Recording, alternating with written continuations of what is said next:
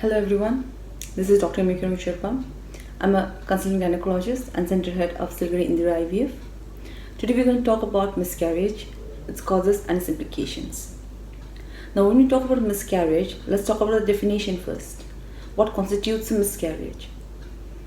A miscarriage is a spontaneous loss of a pregnancy or a fetus prior to 20 weeks of gestation or prior to the fetus achieving a weight of 500 grams. Now when we talk about miscarriage, this is a very common situation which occurs in pregnancy. Almost 50% of the pregnancies, they generally miscarry. Some even prior to the female knowing that she is pregnant. Sometimes a female may not even miss her period and then she might miscarry. Otherwise, a female may miss a period but then she might think she is having irregular periods when she is normally miscarrying. Around 15 to 20% of a recognized pregnancy can miscarry, and generally 80% of miscarriages, it occurs in the first 3 months of pregnancy. So the first 3 months are generally considered a very crucial phase in a pregnant life. Now let's talk about the symptoms. So how do you know that you're going to miscarry? What are the symptoms? What do you feel when you're about to miscarry? So sometimes you might have a bleeding which goes from light to heavy. Sometimes you might have a low cramping pain. You might have pain abdomen, very severe, or you might have low back pain. So these are the symptoms which might tell you that you might be miscarrying a pregnancy. Now there are several types of miscarriages. Let's talk about the types of miscarriages. Miscarriages can be threatened, it can be inevitable, it can be incomplete, it can be complete, it can be missed, or it can be recurrent. So what is a threatened miscarriage? A threatened miscarriage is an entity where you might have bleeding, you might have slight bleeding, you might have slight pain abdomen, but then the cervix is closed. So there's a very increased chance that you might continue your pregnancy without any further problems. It's just a threatening symptom which, when we give enough progesterone and everything, it might continue to a full-term pregnancy later on. The other one is an inevitable pregnancy. Inevitable pregnancy means you're having cramping pain, or you might not have pain, you started bleeding, and then the cervix or the mouth of the uterus, that is called a cervix, is open. So it has to end up in a miscarriage. Another one is incomplete miscarriage. Incomplete miscarriage means you started bleeding.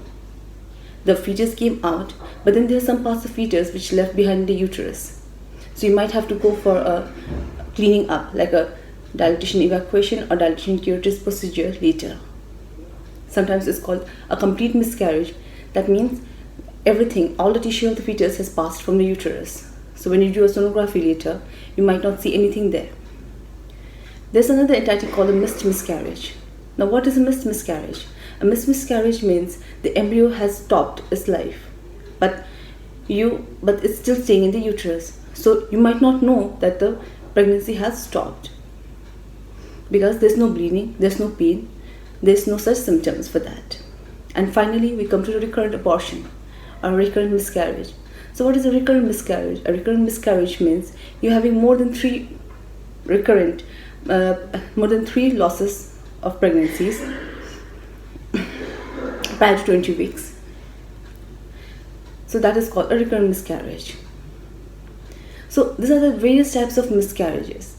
Now let's come to the causes. What can be the cause? What are the causes of miscarriage? It can be a variety of causes can be there. Sometimes it can be due to uterus, that we call as anatomic causes. It can be because there is some uterine anomalies, like it can be a septate uterus, you can have a unicornuate uterus, you can have a bicornuate uterus. This kind of uterus is not that a uterus is bad, but then what happens is there's not enough space for the fetus to grow. So since the fetus cannot grow inside, they come out. So you bleed out. That happens. Sometimes there's an incompetent cervix. Incompetent cervix means the cervix, the mouth of the uterus, is not competent enough to hold the fetus back inside. So what happens is, like, when the baby grows in size and then like the mouth can no longer hold the baby, it just opens up. It just opens up, and then what happens is the baby comes out. It's a painless situation. but it's a very common situation. This mostly happens in the second half of the pregnancy, after 12 weeks, in the second trimester. Sometimes it can be due to leiomyomas called fibroids, or it can be due to polyps in the uterus, which again hampers the space of the baby when it's growing up, or it might hamper the blood supply to the baby. Other causes include immunologic. Immunologic means there's something in the immune system which is hampering the growth of the baby. It can be autoimmune or it can be autoimmune. Others, it can be genetic causes like some chromosomal aberrations, some translocations, some inversions, or some duplications, or some aneuploidies, which might be there in the embryo, which is not allowing it to grow further. Because of that, you might have a miscarriage. Others, there can be environmental causes, such as if a lady smokes and if there's alcohol consumption or if there's illicit drug consumption, that might cause miscarriage. Sometimes it can be due to endocrine causes, like if there's an uncontrolled diabetes or if she's suffering from thyroid conditions, which might lead to miscarriage. Other conditions may include like infections, like we normally do torch infections, torch tests and all those things. So infection is a very important cause of miscarriages. Even a UTI, even a infection of the urinary tract may lead to miscarriage. So these are the things which might cause miscarriages, and sometimes it can be physiological causes which can lead to miscarriages. So now we have known different types of causes, different types of situations where miscarriage can occur. So how do we prevent it? Normally prevention requires finding the main cause for which a miscarriage is occurring. So among all these various causes, sometimes we can pinpoint a cause, sometimes we cannot pinpoint a cause, sometimes because it can be multifactorial. A lot of factors are coming together leading to a miscarriage. So basically, when there is a lot of miscarriage, what do we need to do is we need a serial monitoring of the pregnancy. We need to look at the pregnancy very closely, and then we need to treat the conditions which might lead to miscarriages. Sometimes it can be, if there's uterine anomaly, then we can do some operations and then we can increase the size of the uterus. If it's due to a leiomyoma or due to a polyp, then we can do a myomectomy or we can do a polypectomy and improve the uterine area, uterine room, so that the baby can grow there. If it's due to incompetent cervix, like as I said, that the cervix is not competent enough to hold the baby inside, then what we can do a cervical encerclage, that is tying up the cervix so that it doesn't come out, so that the baby doesn't come out. This is done mostly in the second trimester, in the early second trimester, I should say. Sometimes if it's due to genetic causes are not that frequent.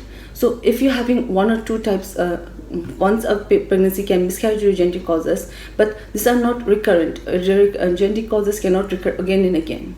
But if you do IVF, or if you do, then you can do a PGD or a pre-genetic testing, a pre-genetic screening, and then you can rule out the genetic factors too.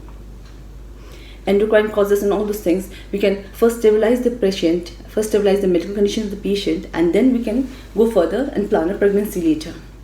Infections the same, we can treat the infections and then we can go further for planning pregnancy. And environmental, and that's up to you. What do? You stop smoking, you stop alcohol consumption, and then you take a healthy diet so that we can plan further pregnancies. Now let's come to some steps which you can do so that you can have a healthy pregnancy. You can do a regular exercise, you can eat a healthy balanced diet, you can avoid infections, avoid caffeine, avoid alcohol, avoid some illicit drugs, and you can maintain a healthy weight, which might lead you to be a healthy environment for a baby to grow. So this is in short about miscarriages. Thank you.